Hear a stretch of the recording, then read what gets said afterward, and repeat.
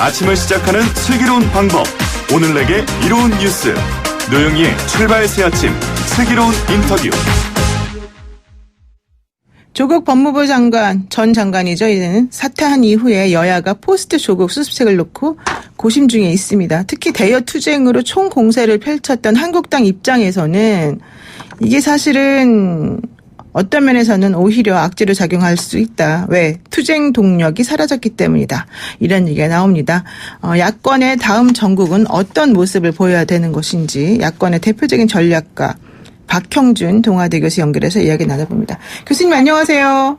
네, 안녕하세요. 네, 67일간의 조국대전 어떤 시간이었다고 평가할 수 있을까요? 저는 한마디로 불필요한 국론 분열과 국정 혼란을 가져온 사건이었다 이렇게 생각하고요. 네.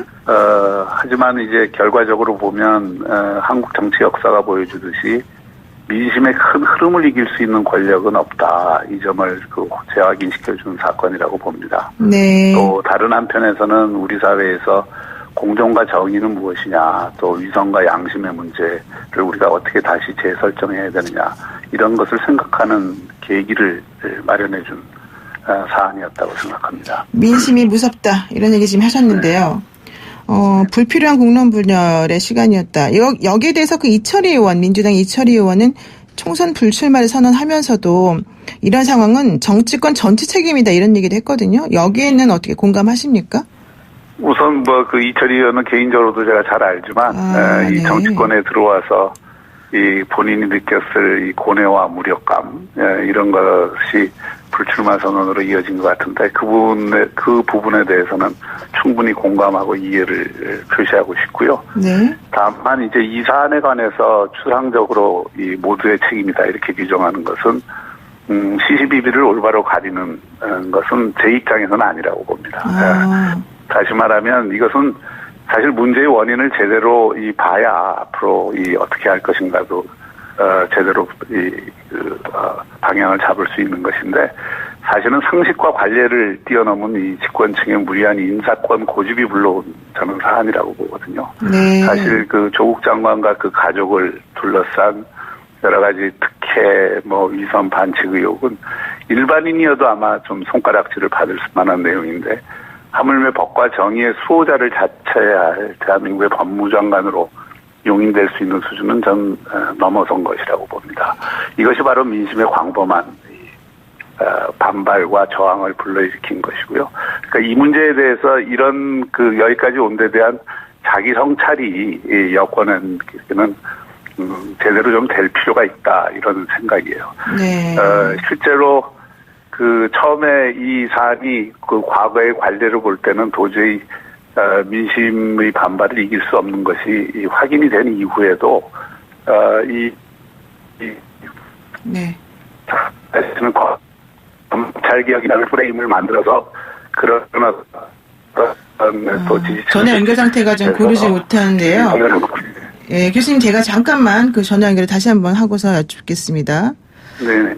지금 박형준 동아대 교수하고 이야기 나누면서 대여 투쟁으로 총공세를 펼쳤던 한국당 앞으로 어떻게 될 것인가에 대한 논의를 지금 시작하고 있는 중입니다. 정치권 전체의 책임이다라고 하는 민주당 이철희 의원의 얘기에 대해서 맞는지 아닌지 좀 얘기 중이었습니다. 지금 연결돼 있습니까? 아직 연결 중에 있는데요. 실질적으로 지금까지 말씀하신 내용은 예. 교수님 안녕하세요. 연결됐습니까? 네네네. 여보세요? 네네네. 좀 전에 말씀하신 거 죄송합니다. 연결해서 좀 얘기 좀 다시 듣겠습니다. 네. 정치권 전체 책임이다 이런 말에 대해서는 아니다. 여권이 책임져야 된다 이런 얘기 지금 하셨죠? 예, 그렇습니다. 사실은 이게 실제로 일반인의 관점에서도 사실 이 사안을 이해하기 어려운 것인데 이 법과 정의의 수호자인 법무부 장관으로서 용인될 수 있는 수준을 넘어선 것이거든요. 그런데 이제 문제는 이 문제에 대해서 이 잘못됐음을 알고 빨리 해결을 했어야 되는데 그러지 않고 이것을 이제 검찰 개혁이라는 프레임으로 이 정치적으로 전환하려고 하는 시도 이 자체가 사실은 국론 분열을 더 초래한 것이고 그 과정에서 이제 중도층 위반이 심화된 사안이거든요. 그래서 이 문제에 대한 이 집권층의 자기 성찰 이것이 상당히 필요한데 이 문제의 원인을 전체 책임이다 이렇게 하게 되면 그래서 이제 문제를 올바로 보는 또는 정확히 보는 것은 아니라고 봅니다. 여권이 자신들의 책임에 대해서는 얘기를 하지 않고 오히려 물타기라는 식으로 오만하게 행동하고 있다 이런 취지인 것 같아요. 여기에 대해서 그 나경원 자유한국당 원내대표가 10월 항쟁이라는 표현을 쓰면서 강조를 하면서 대여투쟁을 지속하겠다는 의지를 밝혔습니다. 그리고 이번 주 광화문 집회도 이어가겠다고 얘기했는데요. 광화문 집회를 이런 식으로 지금 조국 장관이 사퇴한 이후에도 계속하는 것이 맞느냐 이런 또 의견도 있습니다. 어떻게 보세요? 원론적으로 보면 정당이 이 광장의 정치를 주도하는 모습은 바람직하지 않죠. 그리고 이것은 정당 정치와 대의 정치가 원활하지 않은 현 상황과 무관하지 않다고 생각하는데요. 네. 다만 또 이제 이 10월 3일 9일을 통해서 표출된 광장의 민심은 단순히 조국 장관 문제뿐만이 아니라 지난 2년 반 문재인 정부 국정에 대한 국민들의 비판과 불만이 표출된 것이기 때문에 이 열기와 에너지는 야당의 입장에서는 일정하게 수렴하려고 하는 노력을 할 수밖에 없고요. 그 수렴하는 방식이 궁극적으로는 이제 원내에서 그것을 수렴하는 것이 바람직한데 이 장외의 열기도 일정하게 야당의 입장에서는 계속 정치적으로 네. 활용을 할 필요성이 있다. 예, 필요성이 있는 것이죠. 네. 그러니까 원론적으로는 바람직하지 않지만 직접 민주주의 표현이라고 하는 측면에서는 어느 정도 수용할 필요가 있다 이런 얘기십니다. 그렇다면 총선이 앞으로 6개월 정도 다가왔는데요. 한국당에게 지금 유리한 조건이 만들어졌다 이렇게 또 볼 수 있습니까? 그동안은 사실 운동장이 기울어져 있었는데 이제야 씨름으로 얘기하면 한국당 입장에서는 삿발을 잡은 형국이죠. 삿발을 잡았다. 그리고 예. 그래서 결국 내년 이 총선은 한편에서는 정권 심판론을 제기할 수밖에 없는 상황이고요. 네. 여권에서는 이런 어떤 국정의 안정성 그리고 이 개혁의 연속성 이런 것을 이슈로 삼을 수밖에 없는데 네. 여러 가지 변수가 있지만 이제는 사실 우리 정치에 있어서 그동안 양극화 경향이 상당히 제어되지 않았는데 여전히 다음 총선도 그런 정치적 양극화의 조건에 하에서 치러지지 않을까 이런 생각을 갖습니다. 그러니까 정치적 양극화 현상은 계속해서 이어질 것이다 이런 얘기인데 그렇다면요 한국당이 지금 공수처에 대한 것은 다음 국회를 넘겨야 된다 이러면서 반대의 주장을 계속 하고 있지 않습니까? 이게 맞는 주장인지 또 그런 식의 주장이 어느 정도는 효과가 있을 것인지 이 부분도 좀 궁금해하시는 분들이 있는 것 같아요. 우선 내용적으로요. 우리가 개혁이라는 말을 쓴다고 다 개혁이 되지는 않습니다. 네. 개혁은 일단 국민들에게 도움이 돼야 되고 네. 또 우리 국정 시스템이 민주주의와 공화주의라고 하는 다시 말하면 권력 남용을 통제하면서 견제와 균형의 원칙이 살아있는 네. 그런 시스템을 지향하지 않습니까? 이런 기준에서 볼 때 공수처법이 개혁이라는 말에 부합하느냐 하는 것은 검토를 해볼 필요가 있다고 생각하고요. 네. 제가 지금 패스트 트랙에 올라 있는 공수처법, 검찰개혁안과 공수처법을 이렇게 검토를 해보면 몇 가지 심각한 문제가 분명히 있습니다. 우선 검찰개혁의 핵심이 정치적 중립 문제인데 네. 공수처의 지배구조가 여전히 여권 일색의 추천위원회에서 추천을 하고 대통령이 임명하는 구조로 돼 있기 때문에 과연 정치적 중립성을 확보할 수 있느냐. 또 검찰과 경찰의 기소권과 수사권을 분리하는 이 방향과 정반대로 수사권, 기소권을 함께 갖는 이런 어떤 공수처 그리고 25명의 파견감사 가운데 반을 외부에서 임명하게 돼 있는데 과연 외부에 임명하는 검사들의 정치적 중립성을 보장할 수 있느냐 이런 문제들이 있습니다. 아마 이런 문제들 때문에 여당 내에서도 이게 무리한 것 아니냐 하는 의견이 나오는 것 같고요. 이런 문제들에 대해서는 개혁이냐 아니냐 이런 프레임보다는 이게 과연 적합한가 아닌가 이런 기준에서 다시 한번 논의를 할 필요가 있다는 생각입니다. 공수처 설치가 검찰개혁은 아니다. 특히 공수처장 인선과 관련해서 문제가 있을 수 있고 권력 남용으로 연결될 수 있다.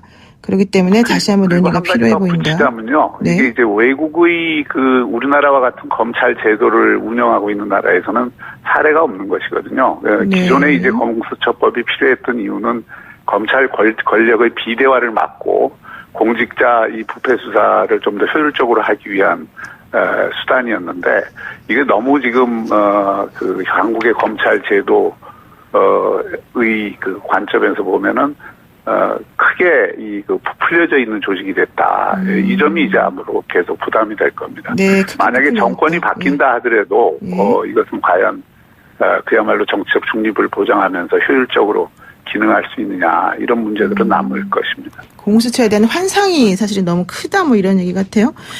지금 사실 이 패스트트랙 전국 관련해서 얘기를 하면 바른미래당을 또 빼놓을 수가 없지 않습니까? 근데 네네. 11월 창당이냐 뭐 12월이냐 뭐 이런 선택만 남겼다 얘기도 있지만은 결국 누가 어떤 식으로 같이 합류해서 어떤 모양을 만들어 나가느냐가 중요할 것 같은데요. 안철수 대표도 결국은 합류할 것이냐 이것도 변수인 것 같아요. 어떻게 보세요? 야권의 입장에서 보면 가장 중요한 이슈는 역시 이 통합의 문제일 것입니다. 네. 지금 이제 두 가지 흐름이 있는 건데 전체적으로 통합의 성공을 통해서 내년 총선을 치러야 된다는 입장이 있고요.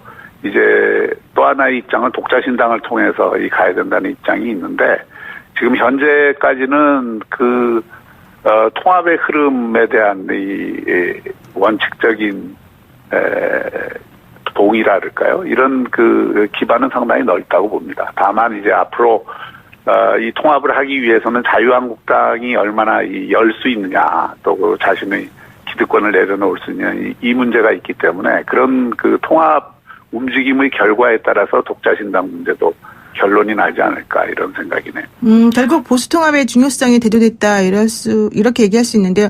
한국당의 김재원 의원이 유승민 의원이 보수통합 조건으로 박 전 대통령의 탄핵을 인정하라고 주장한 것을 두고 엄청나게 비난을 지금 하고 있습니다. 그렇다면 보수 진영은 아직도 박 전 대통령의 탄핵 정국에서 벗어나지 못하고 있다고 볼 수 있는데 이런 식으로 보수통합이 가능할까요? 혹시 교수님도 여기 어떤 역할을 좀 더하실? 예. 저도 개인적으로 이제 이 통합운동을 외곽에서는 하는 사람의 한 사람인데요. 네. 전체적으로 보면 이 통합을 위한 여러 가지 허들이 있죠. 장애물들이 있습니다. 네. 이해관계의 차이도 있고, 감정의 골도 있고, 여러 가지가 있지만, 이 통합을 하려면 큰 목표가 뭔지를 먼저 설정을 하고, 그 큰 목표 하에서 작은 이익과 감정의 골을 뛰어넘을 수 있어야 되거든요. 그런데 이해관계나 그런 감정적인 사안들을 앞세우게 되면 통합이 앞으로 나가기 힘듭니다. 그러니까 이런 문제들에 대해서는 통합에 대한 큰 원칙을 세워놓고 그런 작은 차이 또는 감정의 문제 이런 거를 해소하려고 하는 적극적인 노력이 필요한 것이죠. 그것을 이끌어내는 것이 또 리더십이라고 봅니다. 네, 그렇군요. 지금 조국 사태로 해서 무당층이 늘어났다는 조사들이 많이 나와 있는데요. 마지막으로 여야가 전략적으로 무당층을 흡수하려면 어떻게 하는 것이 맞을까요? 여론조사를 하는 방식이나 설문 방식에 따라서 무당층의 규모는 굉장히 달라지는데요. 정확히 얘기하자면 지금의 무당층은 기존의 이 민주당을 지지했던 층 또는 민주당을 우호적으로 봤던 층에서 떨어져 나온 부분들이 네. 본질적으로 많은 것이고요. 자유한국당에서 떨어져 나와서 자유한국당이 크기도 작지만 무당층이 생긴 건 아니다. 그러니까 한국 정치에서는 늘 중도층 또는 스윙보트층이 30-40%는 됐습니다. 그러니까 이 30-40%의 무당층의 정치적 성향이 지금 바뀌고 있다. 그리고 이제 현재의 문재인 대통령이나 정권에 대한 태도가 바뀌고 있다. 이 점이 이제 조국 장관 사태를 불러온 정치적 요인이기도 하고요. 내년 총선에 있어서 제가 삿발을 잡았다라고 보는 이유이기도 하거든요. 네. 근데 문제는 지금 야권의 입장에서는 특히 자유한국당의 입장에서는 통합이 없이는 그런 어떤 무당층을 확실한 자기 지지층으로 만들기는 또 어렵다. 그러니까 자유한국당이나 보수 야당 또는 중도 야당의 입장에서는 이 통합의 문제를 어떻게 해결하느냐 이에 따라서 이제 전략적인 입지가 굉장히 달라지겠죠. 그럼 황교안 대표나 나경원 원내대표 이런 두 분들이 통합을 할 수 있는 그런 역량, 리더십 이런 게 있다고 보세요? 그건 이제 보여줘야 된다고 생각합니다. 보여줘야 뭐 된다. 역량이 있냐 없냐의 문제가 아니라. 역량의 문제가 아니라 역량을 어떻게 그런 사람에게 리더십을 알려주느냐. 보여주어야 되는 거죠. 보여주느냐. 네, 그런 리더십을 보여주는 것이 네. 지금 보수 통합을 바라는 많은 국민들의 열망에 보답하는 길이죠. 네, 그렇군요. 네, 오늘 말씀 여기까지 듣겠습니다. 고맙습니다. 네, 감사합니다. 네, 지금까지 박형준 동아대 교수였습니다.